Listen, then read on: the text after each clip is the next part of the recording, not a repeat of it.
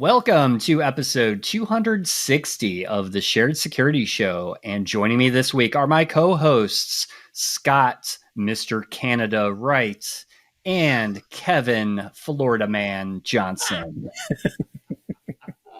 I love it. Never the two shall meet. Never the two shall meet. No, that's not true. Hopefully in a couple months we're going to be We flying. shall meet. We shall meet. Yeah. Are you? Where are you going to meet at? In Canada I don't or in know the United yet. States? So we've been, I mean, maybe this isn't something I should say in the whatever. We've been working with a company to partner to like create a company to do the same thing Security as US does in Canada. Oh, that's Yeah, right. it Yeah. looks like- Canadian it expansion. looks like- Yeah. Yeah, it looks like we're getting Nice. to the point where we're ready to sign paperwork and start it. And if we do that, we're going to be up near Scott. So Yeah, we got to get Yeah. together, eh? yeah, and Very I'm going to cool, have eh? Tim Horton. Yeah. Well, maybe then I I'll have actually to really- make a trek up. Yeah, Yeah. I really like Tim Horton's coffee. I do too, actually. That's actually We what have a I've lot been of it up drinking. here. Yeah. They sell it here. Really? They I do. wonder if they sell it down by me. Yeah. I actually get it at Costco. I was just at They sell Costco Saturday. Okay, they sell the explain this big to me. cans of it. Here's the thing I want somebody to explain to me. How is it that Costco has the best steaks that you can buy locally? I don't know about that. Do they? I don't know. In I mean, I've Jacksonville, they do. Really? Then you Oh, yeah. you don't have Man. like a local like a butcher or a meat shop or So- something? No? We've got a couple butchers, and every single time I've gone to the butcher, they either suck or they have very exotic meats. So there's a butcher right around the corner from the office that you can go to. The meats are hit or miss, but they always have like venison and snake and llama, and I might be making up some of these. They seem more like do you want elk? Because elk is yeah. a major import to Florida, I guess. But every time I go to Costco, they have beautiful steaks, real thick. And it hit me this weekend. I'm like, why am I excited to buy a Costco steak? It just seems wrong. Kirtland's best. Well, I Yeah, just like the I- hot dogs at the deli counter. yeah.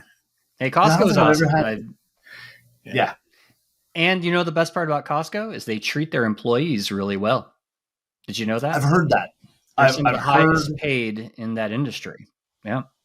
And it's the example they always use. Like, you can be profitable and treat your employees well and do all these cool things and Nice. and stuff like that. And I like that. But I also like the fact that I can go in and buy a really big container of whatever the heck I'm trying to buy at that point. We now have more tubes of toothpaste than I think one family needs. Yeah. For till the end of time, you'll have toothpaste. Yeah. Yeah. Yeah. So So- speaking of companies that don't treat their employees that well, Or their users. Segue. or they're maybe let's say they're users. Yeah, they're users. Because I know we have a couple stories, one about Meta and one about Twitter. But first off, so there was some news about Meta. They've been ordered to pay a very large fine. It was like $414 million by EU regulators because they ruled that the company had broken EU law by forcing users to accept personalized ads. And this is actually a pretty big deal because Facebook obviously has a huge business in the EU. And so we're kind of left to wonder what's going to happen because they have 3 months to basically outline how they're going to comply with that ruling. Yeah, it's Well, they have 3 months to interesting. outline how they're going to comply, but Yeah. the complaint started in 2018. If It goes way Facebook back. hasn't already thought through what they're going to do, I'd Well, be plus they're surprised. appealing. I don't know if they have to do it while they're appealing or not. But It depends. My Yeah. understanding is it depends on what the judge says. Like in Uh-huh. some cases, they can appeal and they still have to say, here's how we would implement this, but they can hold off implementing it. In other cases, they could appeal and then the judge can say, okay, you don't have to worry about it until the appeal is Yeah. finished. It's interesting. I think that what the story's talking about, the difference, what has changed, that sort of led to this. And it used to be they had a privacy setting, I think, where you could say do, what they call behavior-based advertising, right? Or tracking or personalized ads. But when GDPR came in, it looks like they basically just said, well, if everybody has to agree to it, we're going to make them agree to it up front before you can even use the platform. And that's what they're getting penalized for. That isn't, I guess, in the spirit of GDPR. I guess the part I don't understand, and I want to be very clear, I'm not siding with either side in this case. This is truly I don't understand, right? I preface it with that because very often when I ask questions like this on Twitter or Facebook, people argue with me. It's like, no, I'm not arguing. I don't know. I'm claiming ignorance. Please. You're not trying to be impertinent. You're just right. Yeah. I do that totally separate. So here's what I don't understand. I get the idea that we want to pass a law, and they have passed. It says, hey, privacy is important. All this kind of stuff is there. But if we work from the premise, which I believe is an accurate premise, that Facebook's main business model is the collection of personal data, right? I would agree. If we work from that premise, then it kind of makes sense to me that if you're not willing to let them collect personal data, that they should be allowed to say, okay, then you can't join the platform, which would imply they should ask for that permission up front. Oh, that's interesting. Right? Makes sense. Yep. That interpretation makes sense. The only reason I can imagine is they don't want to make it that obvious to their users who pay nothing that they're the product. Except that that's Facebook's choice, not EU's. And my understanding of the judgment here is that the EU is saying that upfront permission is the violation of the law. That you should let people in even if they don't allow you to collect their payment. And that's kind of like saying, and the way I think about it, and again, I'm not siding, this is an analogy. In my way, my thought process, that's the same way as, I go into a restaurant. We have a great, it's Sushi Rock is the name of the place. And it's a hibachi place. It's got a sushi bar, everything else like that. If you go in and sit at a table and you don't eat, like you don't want to eat, you just want to sit there. Maybe you're with friends, right? They have a fee that you have to pay. It's a plate fee, right? And it's like, hey, look, you've taken up a spot where you're getting the entertainment of the dude spatting on the grill, whatever, and you got to pay, no matter what. If you come in, you sit down. To me, that's the same as Facebook saying, and I don't know that I'm right, Facebook saying, hey, for you to come in and add your data to our system and post your photos and see your friends and whatever, you got to agree to let us collect this data, right? And if you're not willing to let us collect the data, or you're not willing to pay for your seat at the sushi restaurant, you're not allowed in. Yeah, I think it has something to do with how they advertise, what they're setting the expectations for the average user. Imagine if that restaurant said, no cover charge for people who actually buy food to eat.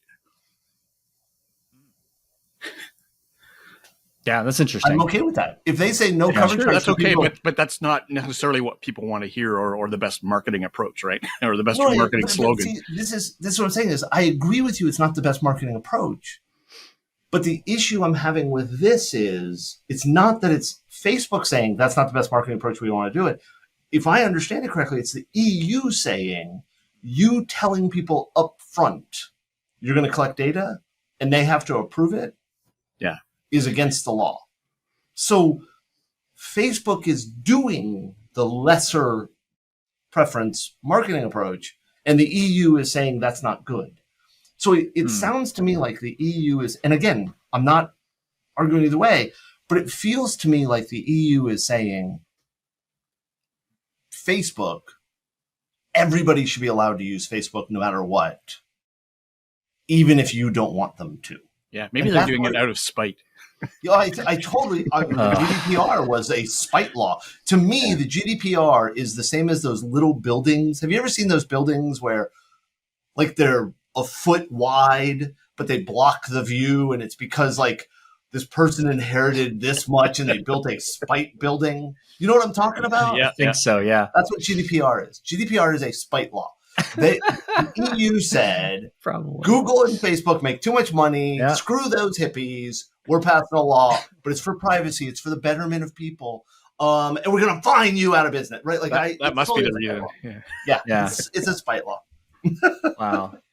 Well, we will see what happens because that is. I'm sure they're going to find a way around that because that is a major impact to their business. So, because they can't be just selling VR headsets all day as their other source of income because that's not going so well either. So I like my headset. I know, but do you have to sign up for a Facebook account to log into it? Not anymore. Oh, they eliminated that requirement? Yeah. So it used to not be that you didn't need a Facebook account. And when Facebook bought them, 6 months later, they said, you have to have a Facebook account. People complained. I already had a Facebook account, so I didn't care. And what was it? Last year, they rolled out the Meta accounts, and they are separate from Facebook. They're still collecting your data. Right? Let's be honest. They go to the same data center. It's still the same company, but it is a separate account. So, well, let's talk about our second company not doing so well, and that would be Twitter. So, are we going to go into our Aware Much section? We are going to jump into Aware Much. Yes, Tom. In this week's installment of Aware Much, brought to you by ClickArmor, the only purpose-built security awareness platform that is focused on gamifying the learning experience for end users, we take a closer look at what some might say is a ho-hum security breach. Not that exciting. But we learned that recently a whole raft of identity information and personal information has been surfacing on the dark web or wherever. It was obtained by using Twitter's API that had a vulnerability during the later part of 2021. It turns out that vulnerability allowed attackers to query the Twitter database based on things like just email address and getting a whole lot of information that was generally public. But what happens is it makes it more likely that data will be used for phishing and social engineering because you have a whole lot of information about one person tied to an email address. So there's an increased risk also that people who use pseudonyms, they don't necessarily identify themselves on the platform, but some of that information might actually make them identifiable. So just because leaked data doesn't include passwords or sensitive information doesn't mean it's not an important risk to be aware of. That's a great point. That is. Yep. And I think I've seen a lot of kind of conversations about this, getting back to the email address that you use for social media sites. I mean, really any site. And how that can be easily linked back to you if you don't, say, advertise your email address or a particular email address, right? Could still be used to identify you. So that's why, I'm a big fan of the, email relay service like that Apple has, the hide my email. I know there's other couple services that do that as well. So you have a unique email address for each site versus one single one. Yeah. Cool. I like those ideas. I know, though, that the vast majority of people are not going to take that level of effort. They won't. And this is one, and we've talked about this before. This is one of those things where it drives me crazy how InfoSec will jump on, oh my God, email address is exposed. But I think that Scott's point is actually very valid, is that it's not so much that the email addresses are exposed. It's that there's one source for so many of them. Yeah, that makes it bad. With a bit of work, you could expose a lot of that information, but it's the work part that's exactly. And I think that makes sense. I think that for most people, I think my answer is still the same it's always been. Be careful with emails, anyways. Yep. Don't assume that email is real and yes. That it boils down to that in general. Yeah. This just makes it easier for the attacker to abuse it. So. Yep. So this installment of Aware Much was brought to you by ClickArmor, and I wanted to remind listeners that free security awareness programs and content actually have some important costs. They're often out of date for many years. We've seen security awareness training that, still references BlackBerries and stuff like that, which is kind of fun. What's wrong with that? What's wrong with that? And some of them don't have many time-saving features like automated notices or reporting. And most of all, they often don't engage employees to really learn anything. So you've got a team of people running an awareness program that actually costs money to run. So why would you deploy a free program that's going to end up wasting the time of users and of the awareness program administrators and still leaving everyone vulnerable because they didn't learn anything? So to learn how you can make your awareness program more engaging, fun, and effective, go to clickarmor.ca and give us a call.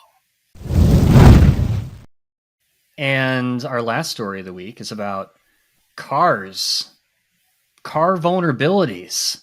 But not Tesla this time. Not Tesla. And I was going to mention wasn't that. one of the 16 mentioned. Yeah. Yeah. And I want to be very clear. I am no way claiming Tesla doesn't have the same problem. I'm just saying this article doesn't mention it. Right. Well, I like this article because it does shed some light on, just vehicle security in general. I think this is some fantastic research, by the way. So this Yuga Labs, they identified some pretty serious vulnerabilities in 16 different car manufacturers. So everything from Ford to Honda to high-end cars like Rolls-Royce and Porsche were identified. They had actually done this research, I guess, previously last year, which builds upon some of the things that they originally found. But they found everything from, getting access to internal company systems, basic user information, to actually remote code execution, essentially, that could be exploited to gain admin access to around 15.5 million vehicles. So that's pretty serious. Is my read of this article and I've looked into some other ones correct? That all of the vulnerabilities they pushed out, and I want to be clear, this doesn't excuse it or make it lesser, but I think it's an important point if it's true, all appear to be in third-party libraries and systems. And like, for example, the ones last year were in the SiriusXM system. Many of the ones this year were in the analytics, which, by the way, I want to be very clear that if you're a car manufacturer and you sell me a car and then you do analytics on how I use the car, I'm pissy about it. And I'm aware Tesla does. Right. They've exposed the security of these systems for analytic data in many cases. Yes. In other cases, it's management tools that are given, that are sold. But if my read of it is correct, that it's almost entirely, if not entirely, third-party services that the car manufacturers are using, I actually think this is worse. And the reason I say that is my family, my wife was always a Honda person. When I married her, of course, that made me a Honda person because I don't care about cars. And we've owned more Hondas than any one family should, I think, until I bought the Tesla. And if our Honda, and there was an app for it and all this, I never installed it and used it, but if the developers of that system made mistakes like this, part of me says I could kind of excuse it because it's such a drastic change. The car developers were building stuff that were totally unconnected and totally right. Or if it was connected, it was connected through private cell networks and things like this, for one meaning of the word private, you know what I mean? Right. And then they made it cloud-based, right? And we see time and time again when developers make that jump from an internal system, an embedded system, to a cloud-based system, they screw it up. We as InfoSec have done a crud job at getting that information out to help people do that well and everything else like that. But in this case, if I'm correct that it's third parties, what we're talking about is systems that were built to be cloud native, to be exposed to the internet, to be right, and yet still had these problems. Yeah. Have these developers not heard of OWASP? Because the problems outlined here are the traditional problems we've been fighting for decades. Yeah. None of these problems are unique problems to cars. The only uniqueness is when we execute the payload executes on a four-wheeled vehicle, not a laptop, right? to me, it just sort of demonstrates the age old problem that's, it was most evident from email, right? Email was never designed to be secure, and we've been patching it and encrypting, in weird ways. And everybody says we need a better system, and, other messaging systems come up, but they never catch on like email does. But some new technology comes on and it's never secured first, right? It's always an afterthought. I think it's also just how we see the car manufacturers just shoving every piece of technology that they can into their cars to basically compete with other car manufacturers, right? You got to have the latest and greatest sound system. You have to have all this connectivity and, starting the car from your app and all these things. And I think to do that, you have to leverage third parties and third party components. Mm-hmm. And that's, to your point, Kevin, why this is really dangerous, because they don't know what they're putting into their cars. Yep. And they don't know the security multiple systems. Manufacturers. Yeah. Yeah. Well, absolutely. And we recommend using libraries like that. Sure. Like we say, don't reinvent the wheel. Yeah. But that puts that much more pressure on that third party to do it right. Yeah. Yeah. It's hard. This kind of stuff irritates the piss out of me. Yeah. Yeah. It just does.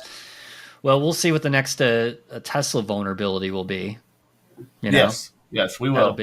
There'll always be one, I'm sure, coming out. Well, we just have to wait for Pwn to own, and there'll be another. That's true. There always is. Yeah, that's a good point. All right, gentlemen. Well, I think that's all we have time for today. But thank you both, thank you, Tom. Thank you. And we will have more interesting stories for everyone again next week. Thanks for watching. If you enjoyed this episode and you'd like to help support the podcast, hit that like and subscribe button. To catch all the latest from the show, visit our website, sharedsecurity.net. Follow us on Twitter at SharedSec, and join our Reddit community on the Shared Security Show subreddit.